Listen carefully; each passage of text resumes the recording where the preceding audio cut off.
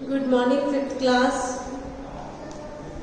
हाँ जी, हमारे क्या चल रहे थे? निबंध चल रहे थे। क्या निबंध में कौन कौन सा था? मैंने आपको मेरे जीवन का लक्ष्य के बारे में मैंने आपको बताया था। विज्ञान वरदान का अभिशाप है, हमारा देश भारत है, बढ़ता प्रदूषण, पर्यावरण प्रदूषण।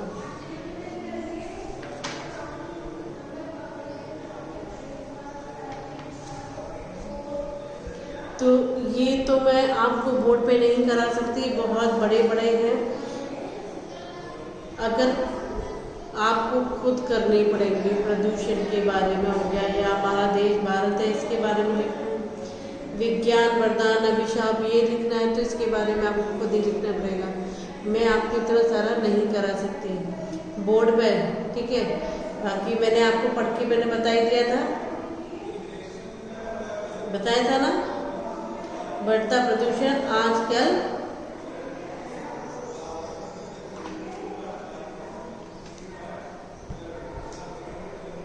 एक मिनट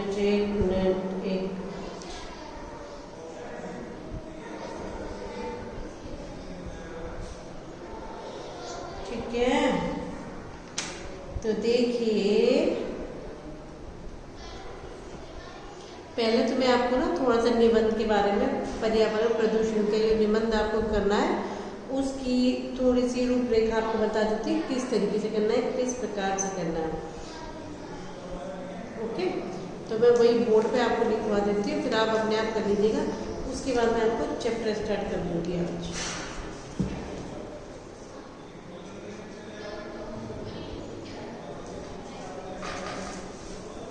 वेट,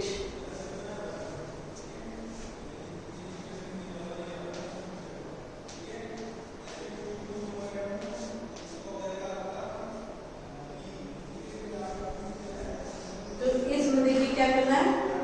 हमको करना है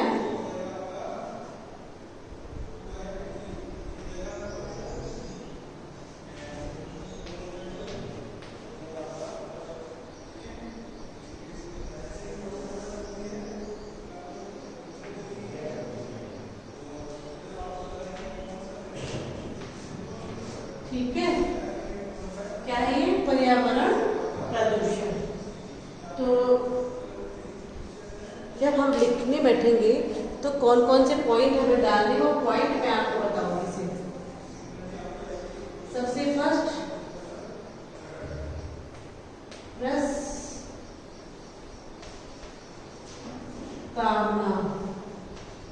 राइट। सेकंड, प्रदूषण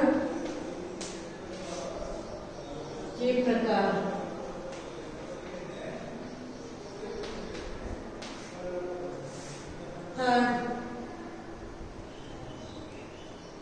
वायु प्रदूषण,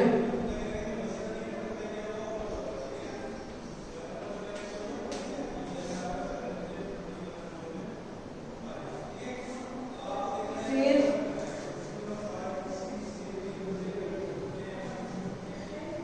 जल प्रदूषण,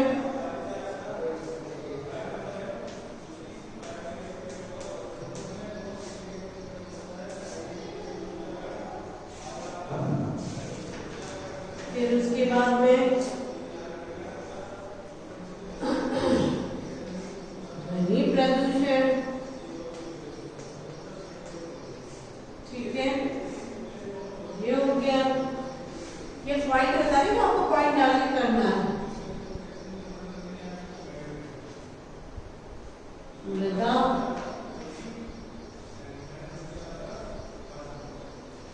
प्रदूषण,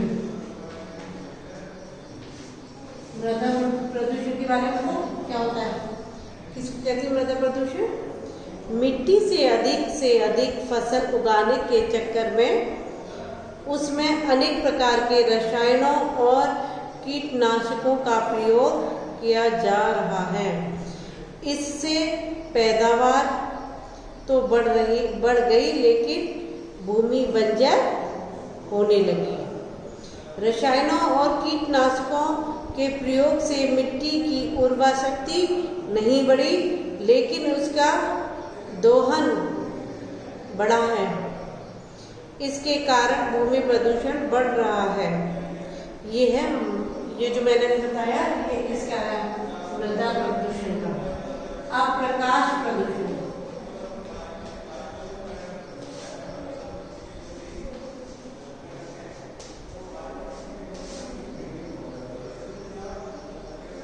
फिर प्रदूषण के कारण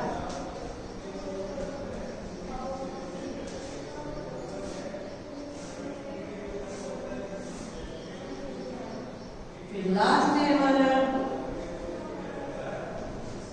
पर्यावरण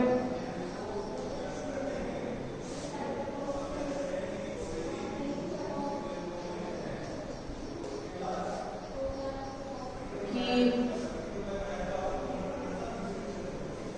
रोक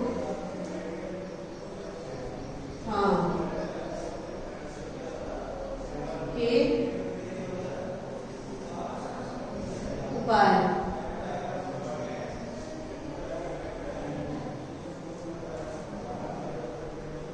फिर लास्ट है हमारा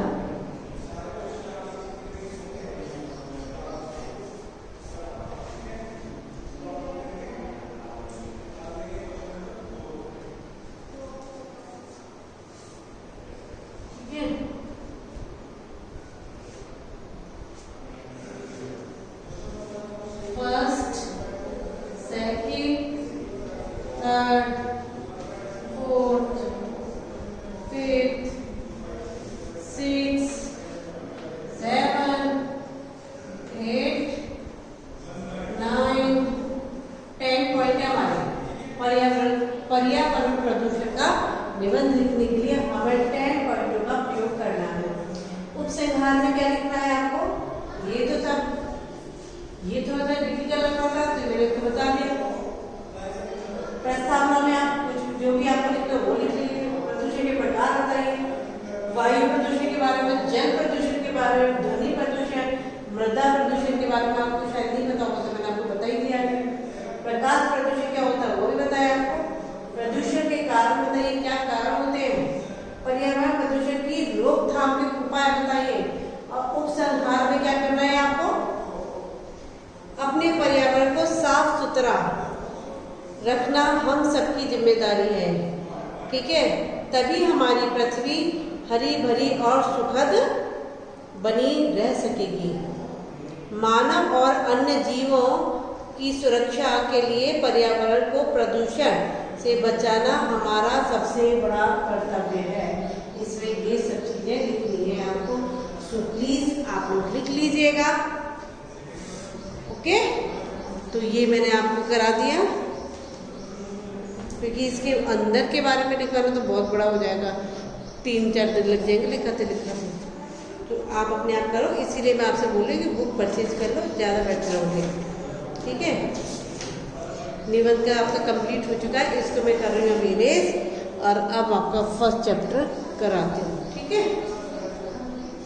व्याकरण में फर्स्ट चैप्टर।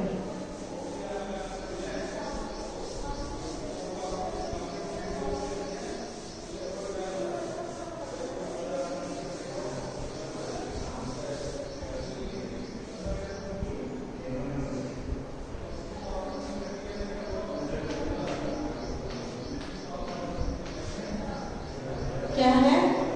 भाषा बोली, भाषा बोली, लिपि,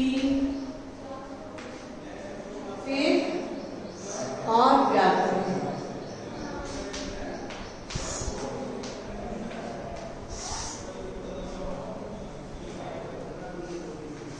ठीक है,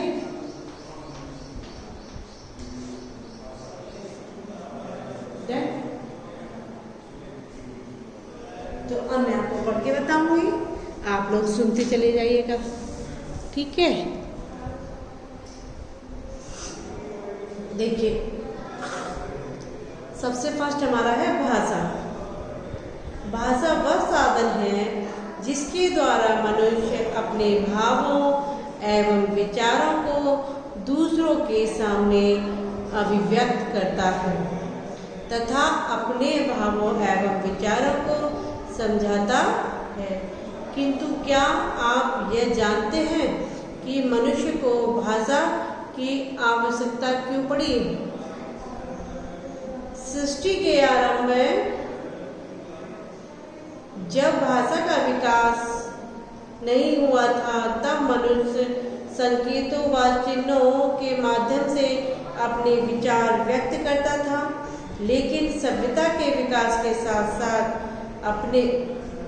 साथ उसे अपनी बात दूसरों के सामने प्रकट करने के लिए तथा दूसरों की बात स्पष्ट कर समझने के लिए एक उन्नत साधन की आवश्यकता अनुभव हुई।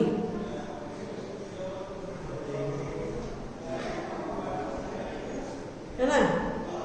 जिसके फलस्वरूप भाषा का जन्म हुआ। हमारा बोलना, सुनना, लिखना तथा पढ़ना सब भाषा द्वारा ही संभव हो सका। जब हमारी सृष्टि का आरंभ हुआ था तो उस टाइम क्या था? कुछ नहीं था। जब ये दुनिया बनी थी, एक आदि मानव ने इसमें जन्म लिया था। कहाँ से आया था कुछ नहीं पता। ठीक है, तो जब इस तरीके के आदि मानव बहुत सारे हो गए तो उनको बोलने के लिए, कुछ अपनी बात कहने के लिए, कुछ सुनने के लिए, समझने के लिए जरूरत पड़ी। क्या करते थे? हु कुछ इस तरीके से कहते थे। कभी आपने मूवी नहीं देखी आदि मानव वाली? उसको देखो तो पता चलेगा आपको किस तरीके का आदि मानव होता है। फिर जब उनको फिर उनको भाषा मिली तो बोलना पढ़ना सीख गए सब उसी से। अब देखो, मनुष्य ही नहीं पशु पक्षी भी अपनी बात ध्वनि व संकेतों के माध्यम से एक दूसरे तक पहुंचाते हैं। जैसे क्या? कुत्ता क्या करता है? भौ करता है ना? बकरी मैं करती है। तथा बिल्ली कैसे करती है? बिल्ली करती है म्याऊ म्याऊ म्याऊ, इस तरीके से बिल्ली करती है ना? किंतु उनके पास इन ध्वनियों को प्रकट करने की कोई उचित व्यवस्था नहीं है। जैसे कि आप नीचे एक बार पिक्चर में देख लीजिए, दिख रहा है? ऊपर लिखा है, आगे डॉगी बना हुआ है तो भौ लिखा ऊपर। गॉट है, बकरी है, मैं लिखी है। बिल्ली है, वो कर रही है म्याऊ म्याऊ। फिर एक बॉय गर्ल है, वो कर रहे हैं कि तुम कैसे हो। तो इसमें दे रखा है कि भाई सबके बोलने का तरीका अलग अलग होता है। पशु पक्षी कैसे बोलते हैं और इंसान कैसे बोलते हैं, ये सब इसमें दिखा रखा है, बता रहे हैं।